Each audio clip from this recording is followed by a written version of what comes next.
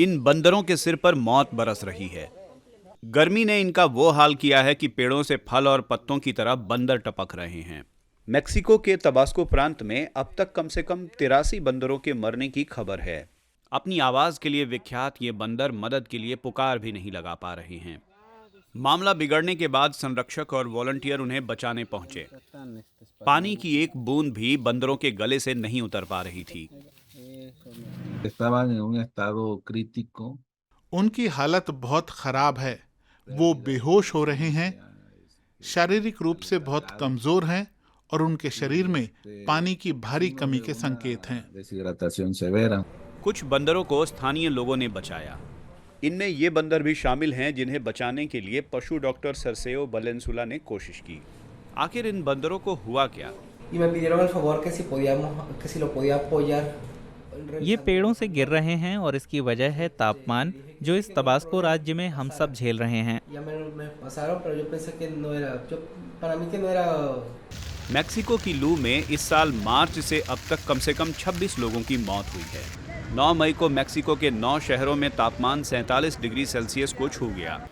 पशु चिकित्सकों और बचाव कर्मियों का कहना है कि इसने दर्जनों या फिर सैकड़ों हाउलर बंदरों की जान ली है। Al haber mucha mortalidad. इन बंदरों की मौत ज्यादा हो रही है क्योंकि इस इलाके में जलवायु और उसके बिगड़ने के लिहाज से बहुत कुछ हो रहा है। यहाँ पर्यावरण के लिहाज से स्थिति अच्छी नहीं है। दूसरे शब्दों में कहें तो इकोसिस्टम की कड़ी गायब हो रही है। Del ecosistema. तबास्को के टेको लुटीला टाउन में मरे बंदरों की तस्वीरें शुक्रवार को फिर से दिखनी शुरू हुई। दमकल कर्मियों का एक दल कुछ बंदरों को बचाते दिखा। इन बंदरों की लंबाई 2 फीट और करीब इतनी ही लंबी पूंछ होती है, लेकिन इनकी हालत बहुत खराब थी। हालांकि फौरी मदद देकर इनमें से कुछ को बचा लिया गया। अब मैं खुश हूँ क्योंकि सारे जिंदा हैं। उस वक्त बड़ी बेबसी महसूस हो रही थी क्योंकि आप उन्हें बचाना चाहते हैं लेकिन आपको उनके हरकत में आने का इंतजार करना होता है। जंगल और जंगल वासियों पर जो संकट इंसानों की वजह से आया है, उसके प्रमाण देखने के लिए ज्यादा दूर जाने की जरूरत नहीं है।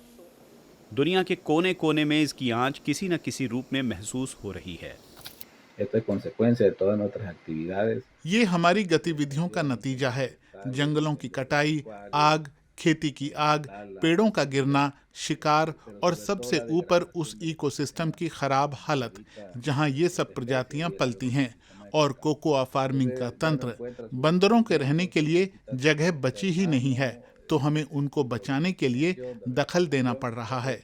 इसकी कीमत हमें संसाधनों को बचाने की तुलना में ज्यादा पड़ेगी। Si hubiésemos conservado nuestros recursos. प्रकृति हर दिन किसी न किसी रूप में संकेत भेज रही है। जीवन के अस्तित्व पर संकट बहुत दूर नहीं है।